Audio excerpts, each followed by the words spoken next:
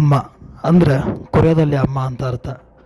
ಊರಿಂದ ಆಚೆ ಇರುವಂಥ ಒಂದು ಮನೆ, ಜನರ ಸಂಪರ್ಕದಿಂದನೇ ದೂರ ಇರುವಂಥ ಒಂದು ಚಿಕ್ಕ ಫ್ಯಾಮಿಲಿ. ಆ ಪುಟ್ಟ ಫ್ಯಾಮಿಲಿಲಿ ಇಬ್ಬರು ಇರ್ತಾರೆ, ಅಮ್ಮ ಮತ್ತು ಮಗಳು. ಅಮ್ಮ ಅಮ್ಮಾಂಡ, ಹಾಗೆ ಮಗಳ ಹೆಸರು ಕ್ರಿಸ್ಟಿ ಅಂತ. ಇವರಿಬ್ಬರು ಜೇನಿನ ತುಪ್ಪ ಮಾಡುವಂಥ ಒಂದು ವ್ಯಾಪಾರನ ಮಾಡ್ತಾ ಇರ್ತಾರೆ. ಇದಿಷ್ಟೇ ಇವರ ಒಂದು ಜಗತ್ತು. ಅಮಾಂಡಗೆ ಸಿಡಿಲು, ಮಿಂಚು, ಎಲೆಕ್ಟ್ರಿಕ್ ಶಾಕ್ ಹಾಗೆ ಎಲೆಕ್ಟ್ರಾನಿಕ್ ಡಿವೈಸ್ಗಳನ್ನ ಕಂಡ್ರೆ ತುಂಬಾ ಭಯ ಆಗ್ತಾ ಇರುತ್ತೆ. ಇದೆಲ್ಲ ಯಾಕೆ ಅನ್ನೋದು ನಿಮಗೆ ಮುಂದೆ ಹೋಗ್ತಾ ಹೋಗ್ತಾ ಅರ್ಥ ಆಗುತ್ತೆ. ಇದೇ ಕಾರಣಕ್ಕೇ ಅವರ ಮನೆಯಲ್ಲಿ ಯಾವುದೇ ಎಲೆಕ್ಟ್ರಿಕ್ ಡಿವೈಸಸ್ ಕೂಡ ಇರಲ್ಲ, ಲೈಟ್ನೂ ಕೂಡ ಇರಲ್ಲ. ಅವರು ಒಂದು ಕ್ಯಾಂಡಲ್ನ ಯೂಸ್ ಮಾಡ್ತಾ ಇರ್ತಾರೆ ಕತ್ಲೆ ಟೈಮಲ್ಲಿ. ಒಂದು ವೇಳೆ ಅವ್ರ ಮನೆಗೆ ಯಾರಾದರೂ ಗೆಸ್ಟ್ ಬಂದರೆ ಅವರು ಕೂಡ ತಮ್ಮ ಎಲೆಕ್ಟ್ರಾನಿಕ್ ಡಿವೈಸ್ಗಳನ್ನ ಆಚೆ ಇಟ್ಟು ಮನೆ ಒಳಗಡೆ ಬರಬೇಕಾಗತ್ತೆ.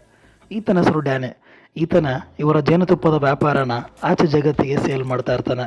ಹಾಗೆ ಕ್ರಿಸ್ಟಿಗೆ ಈತ ಒಳ್ಳೆ ಫ್ರೆಂಡ್ ಕೂಡ ಹೌದು.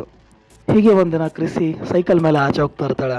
ಮಧ್ಯೆ ಒಬ್ಬ ಕಾರ್ ನಿಲ್ಲಿಸಿ ಕೊರಿಯಾದಲ್ಲಿ